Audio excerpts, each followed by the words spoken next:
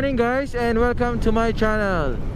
For today's video ay pupunta ngayon tayo ng Pagbilao, Quezon. At ang pupuntahan natin doon ay ang Isla Chico Resort, no?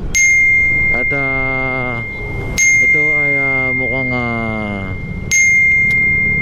hindi masyadong mataong isla. At may katangi-tanging puti ng buhangin. Although na-review natin sa YouTube channel ni Mr. Jeric P, no? Napanood natin sa video niya na yung lugar, yung lokasyon nung isla, no? So kung mapapansin nyo, nandito na ako ngayon sa San Pedro. Dito ko na inumpisahan yung pagbablog ko, no? Kasi medyo hindi maganda ang aking pakiramdam. Ang aking tiyan ay hindi nakikisama, masakit, no? No? At expected natin na hindi sobrang matraffic ngayon, no? At bukas din kami uuwi kasi yun ang aming anniversary ng aking partner. Second anniversary, at doon namin i-celebrate sa Isla Chico ang aming anniversary. At the same time, i-vlog na rin natin ang isi-separate vlog ko pa ang Isla Chico, no? So tingnan natin. Hindi tayo tumatakbo ng ngayon, sakto lang. Takbong pogi lang tayo dahil masakit nga ang ating tiyan. At uminom naman na tayo ng gamot, no? At sana naman ay hindi rin umulan. At nakikita nyo sa may bandang unahan ay maitim ang langit, no? Sana makisama ang panahon hanggang sa Pagbilao, Quezon, no?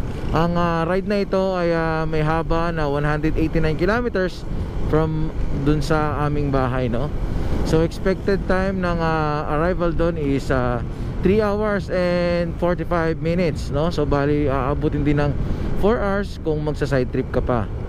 So hindi na ako gumamit ng Google Map kung mapapansin nyo, kasi nireview ko nga gaya dun sa ibang mga video ko. Pero gagawin natin yan mamaya. Mag-open tayo ng ating Google Map pag medyo malapit na tayo sa location, kasi nga medyo liblib ang lokasyon, no? At kailangan magbaon ng extra map. Charot, no? So yun guys, samahan nyo kami sa aming video. At nandito na kami sa may Pasita Complex, San Pedro, Laguna. Samahan nyo kami sa aming ride na ito bago mag Christmas, no? It's August. It's December 22, no? At magra-ride tayo bago magpasko, and hoping bago rin mag New Year's makapag-ride at makapag-upload tayo ng mga marami pang ride video, no? So let's go. Alright, na tayo sa may City of Santa Rosa, no? Welcome to City of Santa Rosa. Matraffic pa rin kahit linggo, no? Talagang maraming tao talaga rito sa parte nitong Laguna hanggang Calamba, no? So at ang dilim-dilim ng langit, no? Tingnan nyo naman. Sana wag tayong abutan ng malakas na ulan na yan. At sana ganyan lang siya, tamang pagbabagya lang, no? At hindi niya itutuloy yung mga ganyan. Hirap abulin, no? So ayan, dito na tayo sa SM Calamba. Pag kumaliwa ka dyan, yan yung papuntang Los Baños. At dito sa gawing ito, dito tayo kanan. At ito ay papuntang Batangas, no? Lipa at Santo Tomas. Tapos lalabas tayo ng Aluminos, Laguna. And ayun, babalik ulit tayo ng Batangas and then Quezon. So ayun, magandang kalsadang, may magandang part ng kalsada rito na talagang dito sa may bandang Turbina. So ayan guys, so makikita nyo dito sa may parte ng Calamba ay nandito yung mga sakayan din ng mga papuntang Bicol. Makikita nyo kung gaano karaming tao na nag-aabang ng bus, pero wala pa rin tayong makikitang bus na parating, no? So yan, ang ganyan kahirap ang mag-commute, lalo na yung mga pauwi ng kanilang mga probinsya. Yan. naipit ang mga pasahero at ang mga bus sa bandang Bicol region kasi nga sa haba rin ng traffic, no? At kita nyo naman ang mga pasahero kanya-kanyang dala ng mga kanilang pasalubong para sa kanilang mga mag-anak, no? So ayun, time check natin is utangin na 7:44 AM. Mag-aalas 8 na at nandito na tayo sa may Calamba, Laguna. Hindi tayo nagmamadali naman masyado kaya okay na rin yung ganitong biyahe, no? Ata niyan ay ang Lipa, Batangas, no? Maganda kumaliwa dyan eh, no? Diyan kaya ako kumaliwa. Kaso ang gusto ko sana maganda dumaan dyan, pero dito kasi makikita natin ang arko ng Batangas City, no? Minsan lang naman kasi yun. At gagawa na lang tayo ng another content video para sa lugar na yan, no? Madaanan natin. Alright. So ito nga, nararamdaman na natin na umaambon, no? Dahil ang masamang panahon ay nagbabadya. Feeling ko naman wala namang low pressure area, kaya tinuloy namin ang anniversary ride na ito. At also anniversary ride para kay Pixie dahil 1 taon na siyang ginagamit ko, no? Since nung binili ko siya. So 2 taon na lang matatapos na rin ako sa'yo, no? So yun lang, no? At ngayon sana hindi masyadong ayun na. At nandito na tayo sa maligayang pagdating sa dalawigang magiting ng Batangas City, no? So ito ang arko ng Batangas at I think nandito na tayo sa may Santo Tomas, Batangas. Dito sa parte ng Santo Tomas, Batangas ay maganda ang kalsada, no? At malapad ang kalsada rito. Yun ang isa sa kinagandahan ng kalsada rito sa may Batangas, no? Alright. At ayun, nandito na tayo sa may Santo Tomas, no? Kaya nga nasabi ko sa inyo kanina, maganda ang kakalsadahan dito sa lugar na ito. At sumisilip din ang haring araw, no? Sa may parting banda ng Calamba at ng Santo Tomas ay naulan. At dito naman ay hindi masyado tuyo ang ating kalsada, no? So dito kakaliwa tayo dyan sa may circle ng Santo Tomas. Nakikita natin. Pag dumiretso ka, Batangas City, Lucena, kakaliwa tayo. Alright. Welcome to Santo Tomas, Batangas. Ayan na. Ang mga pinakahari ng kakalsadahan ay ang e-bike, no? Sa mga pinakamahusay ng mga drivers, ang mga nagdadrive ng mga yan. Kita nyo naman na maluwag ang kalsadahan at timang may tamang papara. Yan yung mga nakakatakot, yung mga tumatawid ng gano'n, no? So ayan, nakikita na, ganda ng Dunkin Donut dito, may drive-thru pa. Parang bihira lang ako makakita ng ganyan, no? Parang sa Maynila wala masyado ng may drive-thru, no? Oh my god, mukhang may konting katrapikan dito sa parte na ito. Sa parte ng lugar na ito ay talagang bumubuhos na ang ulan, no? So naisip na namin na huminto muna at itong GoPro naman natin ay hindi naman sobrang pangmalakasan na pangulanan, no? So I think maghahanap tayo ng medyo meron tayong masisilungan para makapagpahinga na rin, no? So doon naman makikita nyo sa bandang parteng diretso na yan, makikita nyo na okay ang kalangitan sa parte lang ito na madilim talaga, no? So hoping na pagdating doon ay hindi na masyadong umaambon. So tingnan natin. Let's go. At wala namang katrapikan, no? Alright.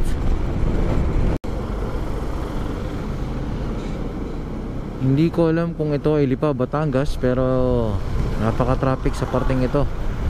Ito na ang sinasabi natin, no? Diyos ko naman, baka ito yung traffic. Nagsisimula na yung traffic mula dito hanggang Bicol, no? Grabe naman, no? So ayan, ay kailangan natin sumingit-singit at napakahaba ng katrapikan na ito. So let's go.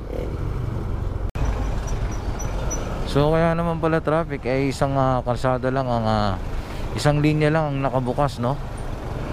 Ayan, kung makikita nyo, At ang ganong kahaba ang traffic, isang linya lang ang nakabukas dahil ay ito'y ginagawa. At nakakatakot. Ayan. Tara tayo sa gitna ng safe na tayo. Ito, sinabay pa yung ganitong ayaw man lang tapusin, ginawa-gawa at ayaw man lang tapusin. Grabe talaga. Ngayon ay nandito na tayo sa may bayan ng Alaminos, Laguna. At ang susunod na bayan nito ay ang San Pablo. Papasok tayo ng Real Quezon na arko, no? So maganda ang kalsada rito pa rin. Kita nyo naman. Nandito ang isa nating ka-office mate na si, shoutout sa'yo, si Sir Jeros, ang ating subscriber. Okay, nandito na tayo ngayon. Papasok na tayo ng Quezon, no?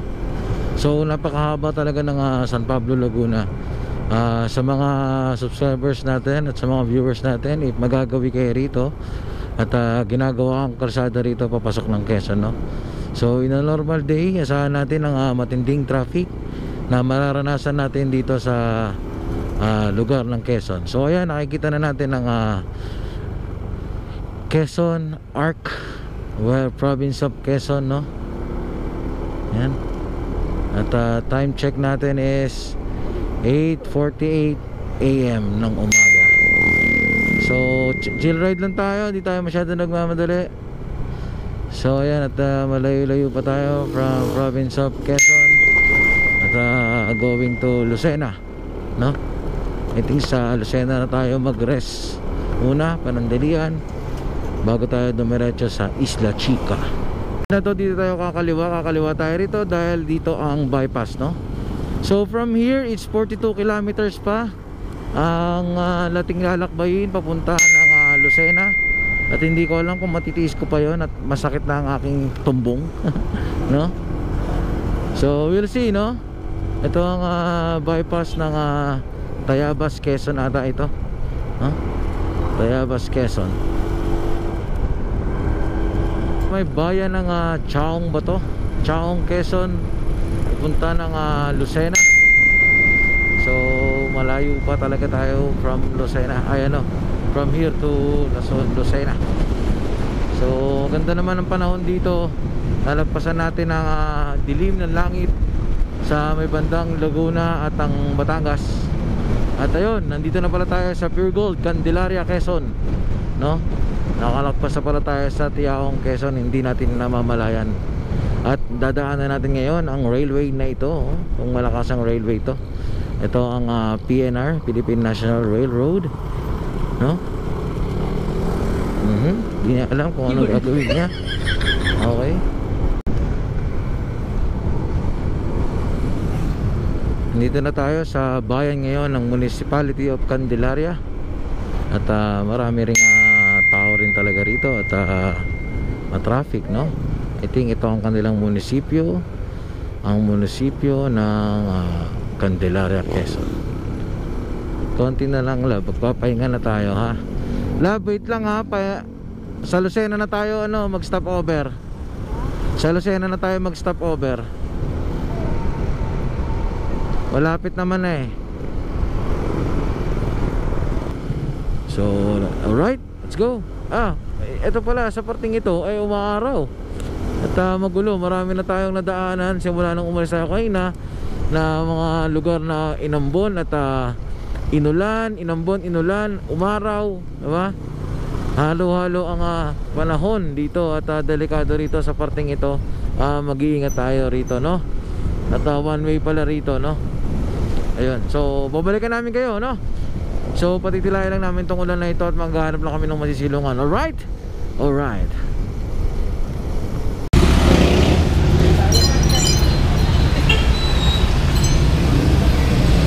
So ngayon dito kami sa Sariraya, Quezon, kung saan ay nagpapatila kami ng ulan. Walang kumpay na pag-uulan na to.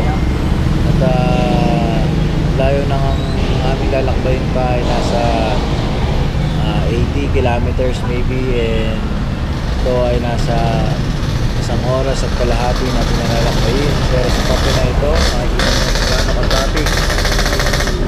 Ito ang bayan ng Sariraya, Quezon, no? motorride na kami ulit. Okay? Alright. Okay, we're back again. So nagpatila lang tayo ng ulan at ngayon ay umaraw na ulit. At gumamit na rin tayo ng Google Map. So from here is 44 kilometers na lang mula dun sa pupuntahan nating isla, which is ang Isla Chico, no? At nandito pa rin tayo sa may Sariraya, Quezon. Akala ko kanina dun sa sinabi ko is akala ko Lucena na kami.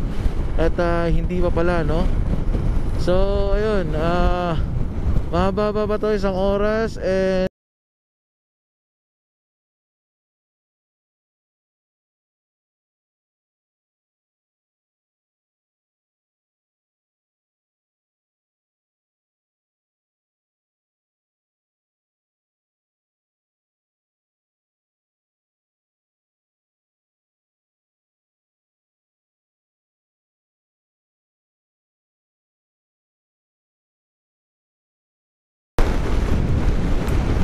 so nandito na ngayon tayo sa may Lucena. At kung mapapansin nyo ay maganda ang kakalsadaan dito sa parte ng Lucena, Quezon, no? At ito nga, at madilim na naman ang kalangitan at nagbabagya na naman, no? Sa parteng ito ay hindi umulan ng Lucena, ang maunlad na bayan ng Lucena. Yan, para ka lang nasa ano nito, sa may Quezon Avenue, no? Doon sa may ano bang lugar yan? Basta Quezon Avenue. Comment down below kung anong lugar yan sa Quezon City, yung parang kasing kamukha nito, no? So doon sa bandang dulo na yon, at maganda rin ang kalsada doon. At naka-espalto. So yan, liliit lang ng konti dyan. At lalapad na rin yan dyan sa loob. Yan, St. Anne College of Lucena Incorporated, no?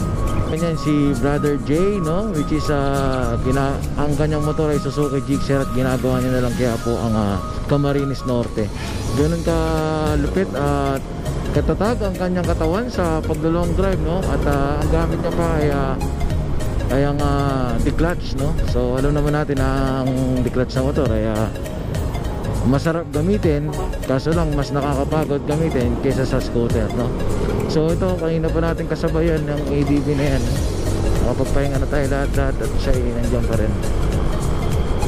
So let's go! Alright, so nandito na tayo sa parte na ba ito ng Quezon, no? Slow down lang nakikita ko, no? At from here is 27 kilometers na lang ang ating lalakbayin from Isla Choco Resort sa may Pagbilao, Laguna, Pagbilao, Quezon, no? May motor, oh. Mamili ka na dyan kung anong gusto mo. Ayan, oh.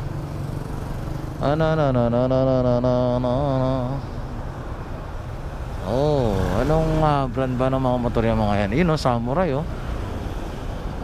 Ayan.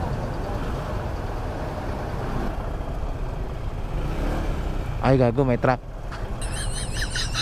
Dito ka sa basura. Teka lang, may truck eh.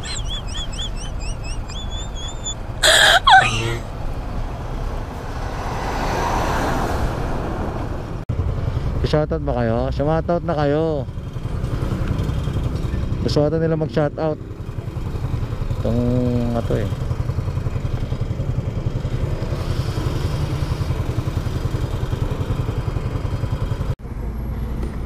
Here na tayo sa Pagbilabos. At ang bus na ito ay anong bus yan? Isuzu Mega C329 Mega Bus Line biyaheng Diet Sampaloc, Calabang, Cubao, AB Liner. Doon yan, sa amin yan. Pagbilao Park. Ha? Mag-bus ka ng Alab. Ayun, no? Ang municipality of Pagbilao, Quezon. Very cute, parang bahay lang. Ano na? Pagbilao? Kakain na tayo, huwag ka mag-alala. Ay! So yun guys, nandito na ngayon tayo sa palapit na tayo sa Bituang Manok. At kung mapapansin nyo ay umuulan na naman. At ayun ang tuloy ng PNR, oh. Umuulan na naman at umaaraw. Dahil dyan may kinakasal na tik-tik at balang. So it means tik balang. Ang haba ng truck na to, si Mr. Haponesa. Iiwanan na natin yan dahil delikado yan. Oh my God. Ay, nako. Kita naman natin sa harapan ang bundok, no? Talagang umuulan dyan sa parte na yan. Umuulan or fog yan. Pero nakita nyo naman na umaaraw lang, no? Hindi talaga, napaka-unpredictable ang panahon ngayon dahil December na at Christmas na. Kaliwa po. Uy, yun yung mga nakakatakot na lumalakas yung patak. Nararamdaman natin. Ito yung papunta sa may Isla Chica. Ito na. So tara.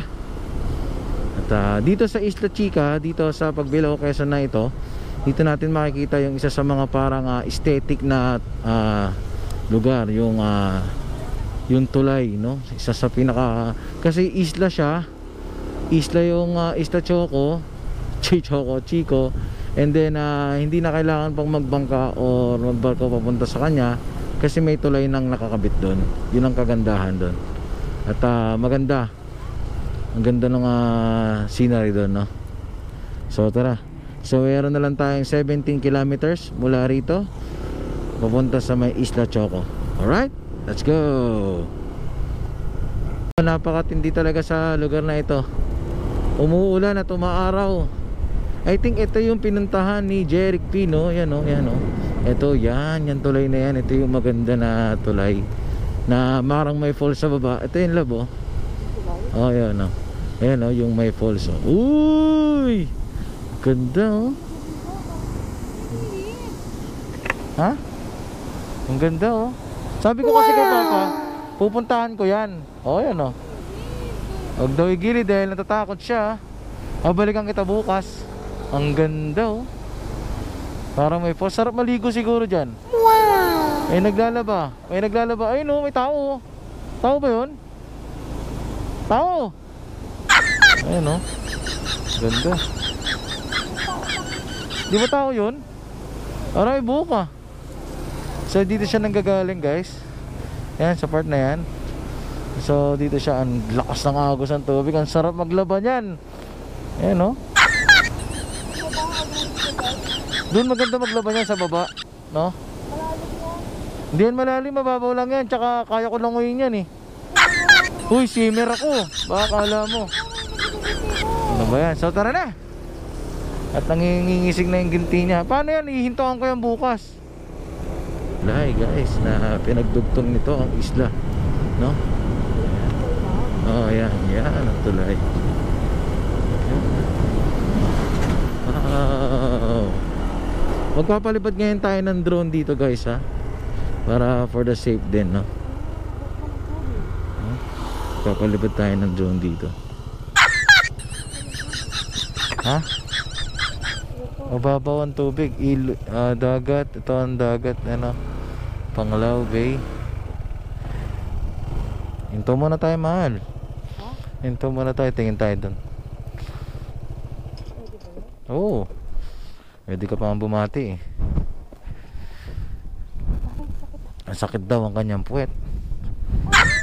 So tara dito tayo, love. Ayan, titignan natin ang kabila naman. Wow, wait lang, papaliparin ko lang yung drone.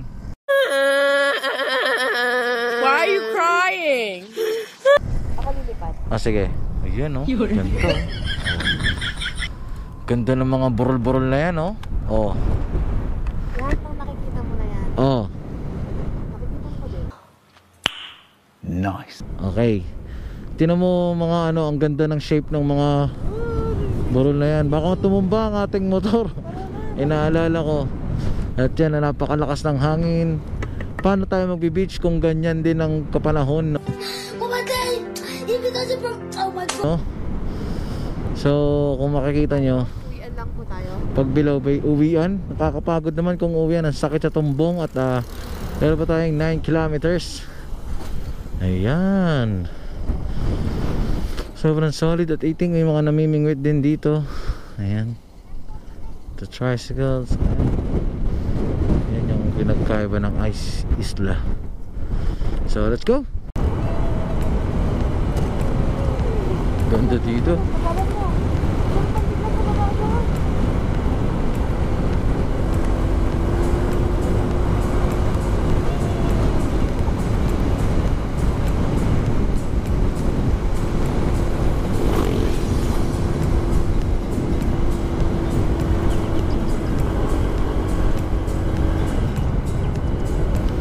ang direct tank. Kung hindi masukal, hindi natin makita.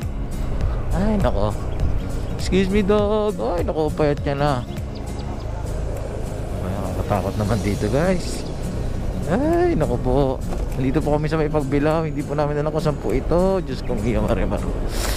Woohoo! For the ride. At puro lubak pa ang kalsada. Ang ganda sana dito eh, kaso napakalayo naman sa Kabiasnan. Anak ng teteng naman oh. Kaya nga oh, eh, matatain na rin ako. Oh. Ganda. Ayon sa ating Google Map ay sa Waze is 2 kilometro pa. Sa tagal-tagal ng panahon, ngayon kita nakita, Isla Chica, buset ka, layo-layo mo. Nakakainis. O ba't nandyan yung pangalan ko, Coco Jet? Kaya bukas? Bukas, maraming tao di naman. Konti pa. Thank you. Isla. Ha? Oo nga, nanap. Diyos ko may yumarima. Tara. Okay guys, nandito na kami ngayon sa may Isla Chica na pinakamahirap hanapin sa buong mundo. Diyos ko may yumarima. At wala naman masyadong tao. Pero may yung mga motor is bawal ipasok sa loob. Maganda sana kung may motor para moto camping. Tara, wala tayo dun. Tingnan natin kung magkano yung room. Kung mahal yung room, edi tent. Content lang tayo, wala tayong pera eh. Ano nga tawag dito eh? Budget anniversary. Yun. Ibibilin sana kita ng shoes, kaso lang gusto mo mag-budget. Magkano ba yung shoes na yun? 5K. Sige, sa katapusan. You're not joking with me? Like you're 100% serious because it's not funny. Tingnan mo na kung magkano. Paalala sa loob lang po ang net at swimming. Pasok. Morning. Ito po. Representative. Ay, kapagod. Tanong mo muna. Basa. Basa. Sakit.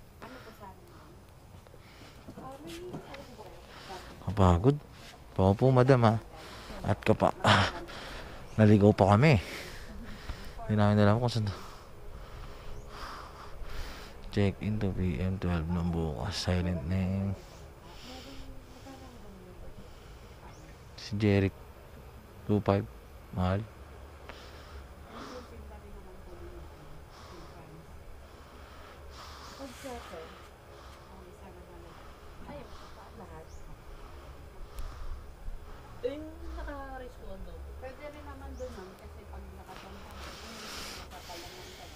Lumaban siya sa mga lubak.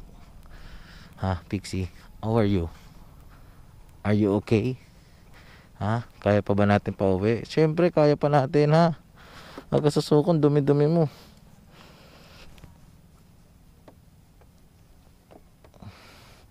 Ay, naku, malambot yung gulong ko.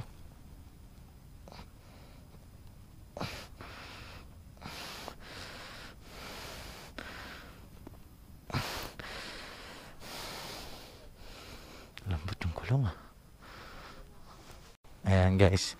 So, bait naman sila dito kasi tinulungan nila kami ilagay yung gamit namin dun sa pestong pupuntahan namin. No? Sa ibang mga isla walang ganyan. Kasi nga naman malayo ang yung lugar na ito. Wala dun sa parking area natin. At ako'y nangangamba. Maganda dito oh. Oh. Ganda ang lugar na ito para sa mga retreat din. Ay, retreat tuloy.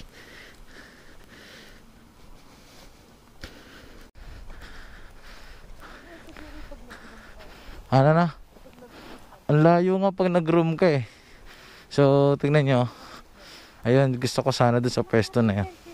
Ha? Wala kayong tent nila? Oo nga no. Malaki nga yung tent nila. Ganda sana din sa may kubo. Magkano yung kubo pag overnight?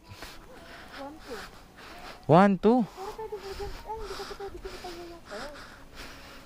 Oo nga. Diba? Ayan, yan yung pwesto na yan. Ano na? O yun, sarili nila yan. Tutulungan nila tayo magkabit.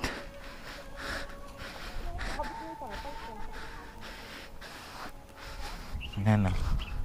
Hanggang dyan lang doon pwede mag-swimming kasi nga high tide. Ayan. Ang ganda ng place dito. Sabit na lang ang ganun, sir. Kung possible.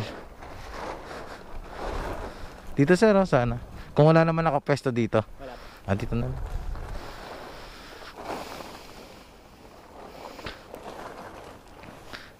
Love, you have 50 pesos. So, ako dyan may 50 pesos ako. Bigyan ko lang to. Pang merienda.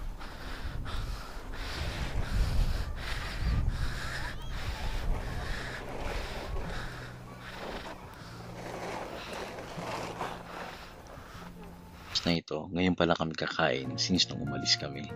Mga kabenchi, actually, hindi natuloy ang pag-overnight namin dito sa isla gawa ng parang there is something here sa isla na ito at hindi ako mapalagay. Kaya nagpasya kami sa pagdating ng 4 PM ay aalis na kami at uuwi na. Marami pa naman pagkakataon na makapunta at mabalikan itong isla na ito. Kaya hanggang dito na lang muna. Sana samahan niyo pa kami sa aming mga darating pa na ride at maipakita sa inyo ang mga lugar na kahit gaano kalayo ay worth it naman pag nasilayan ito. So yun lang. Maraming salamat mga kabenchi cakes. God bless and see you on my next motor ride.